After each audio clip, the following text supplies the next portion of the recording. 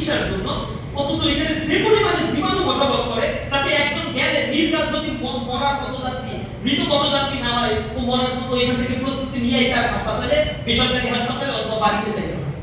আপনি গেলে সার্ভিস পাবেন না, সেখানে মধ্যস্বত্বভোগী দালালদের এত বেশি দৌড়াবে।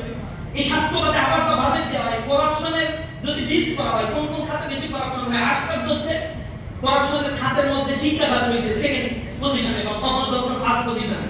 জাতির যারা জাগ্রত বিবেক তৈরি করে, যারা মানুষ তৈরি করে, তারা দুর্নীতির সাথে জড়িত।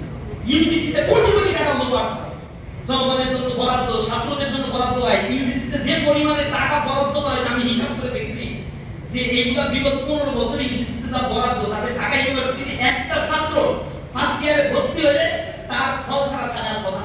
পাঞ্জাবের জগতে একটি বিশ্বস্ত নাম শাবাব এথনিক ওয়্যার। কিন্তু ইউনিভার্সিটিগুলো তার ফল দিতে পারে না। রাজশাহী ইউনিভার্সিটি 70% স্টুডেন্ট ফল পায় না, অসহায় জীবন যাপন করে। লেখাপড়া করতে গিয়ে নিজের ইনকামের চিন্তা করতে করতে একটা মানুষের জীবনটা তছনছ হয়ে যায়। সেখানে টিউশনি পাওয়া যায় না। একটা ইউনিভার্সিটি পড়ুয়া ছাত্রের 600 টাকা, 300 টাকা, 500 টাকা, 1000 টাকা টিউশনি করতে হয়, সারা দিন কষ্ট করতে হয়। লেখাপড়া করতে কোথা থেকে? মাথার ভিতরে এমন একটা বোঝা চাপিয়ে দেওয়া হয়। উচ্চ শিক্ষা নিয়ে সরকারের কোনো প্ল্যান নাই। আবার যাদেরকে এখানে বসিয়ে রাখে তারা হচ্ছে একটা দুর্নীতির রাজপুত্র বসে থাকে। শিক্ষা খাতের পরে হচ্ছে স্বাস্থ্য খাত, হচ্ছে দুর্নীতির ক্ষেত্র। যারা এখান থেকে টাকা লোপাট করে, এদের সন্তান মানুষ হওয়ার কথা না, এদের সন্তান মানুষ হওয়ার কথা, এদের স্ত্রী পরিবার পরিবার মানুষ হওয়ার কথা না।